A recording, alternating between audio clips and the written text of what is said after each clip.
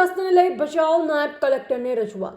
રાપર ભચાઉ વિસ્તારમાં ખાતર, બિયારણ, પાણી અને ડીઝલની તંગી દૂર કરવાની માંગ સાથે હજારો ખેડૂતો એકત્રિત થયા. કચ્છ જિલ્લાના ભચાઉ અને રાપર તાલુકાના ખેડૂતોને હાલના સમયમાં ખાતર, બિયારણ, સિંચાઈ માટેના પાણી અને ડીઝલ પૂરતા પ્રમાણમાં ઉપલબ્ધ કરાવવા બાબતે ભચાઉ નાયબ કલેક્ટરને વિશાળ રજૂઆત કરવામાં આવી.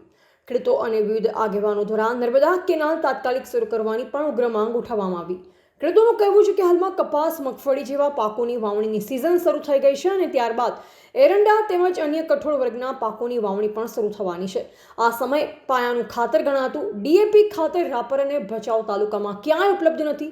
સાથોસાથ કપાસ, મગફળી, એરંડા સહિતના પાકોના બિયારણ પણ સમયસર મળતા નથી, જે કારણે ખેડૂતોમાં ચિંતા ફેલાઈ છે.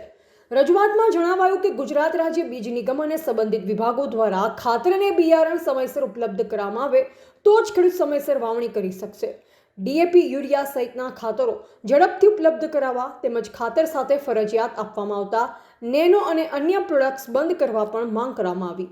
રાજ્ય સરકારના સ્પષ્ટ પરિપત્ર મુજબ ખેડૂતોને જરૂરી ખાતર જ આપવામાં આવે તે બાબતે અધિકારીઓનું ધ્યાન દોરાયું હતું. ખેડૂતો દ્વારા નર્મદા કેનાલ મુદ્દે પણ ભારે રોષ વ્યક્ત કરવામાં આવ્યો હતો. રજૂઆતમાં જણાવાયું કે કચ્છ જિલ્લો અને ખાસ કરી રાપર ભચાઉ વિસ્તાર સિંચાઈ માટે નર્મદા કેનાલ પર આધારિત છે. હાલમાં કેનાલમાં ચેનલ રિપેરિંગના કામો ચાલી રહ્યા હોવાના કારણે પાણી છોડવામાં આવ્યું નથી, જે કારણે ખેડૂતોને વાવણી માટે પૂરતું પાણી પણ મળતું નથી. ખેડૂતોની માંગ છે કે કચ્છ મુખ્ય કેનાલ તથા પેટા કેનાલોમાં તાત્કાલિક પાણી છોડવામાં આવે, નહીં તો ખેડૂતોને ગાંધી ચિંધ્યા માર્ગે આંદોલન કરવાની ફરજ પડશે. ડીઝલની અછત મુદ્દે પણ ખેડૂતોમાં ભારે અસંતોષ જોવા મળ્યો. વૈશ્વિક પરિસ્થિતિ અને યુદ્ધ જેવી સ્થિતિના કારણે ડીઝલ, પેટ્રોલના જથ્થામાં ઘટાડો થયો હોવાની ચર્ચા વચ્ચે ખેડૂતોને લાંબી લાઇનમાં ઊભા રહેવા છતાં 200 લીટર જેટલું ડીઝલ પણ મળતું નથી. ખેડૂતોને ખેતી માટે પૂરતું ડીઝલ ઉપલબ્ધ કરાવવા માંગ કરવામાં આવી હતી. આ પ્રસંગે રાપર અને ભચાઉ તાલુકાના અનેક ગામોમાંથી મોટી સંખ્યામાં ખેડૂતો અને આગેવાનો ઉપસ્થિત રહ્યા. હજારો લોકોની હાજરી વચ્ચે રજૂઆત પત્ર નાયબ કલેક્ટરને સોંપવામાં આવ્યું.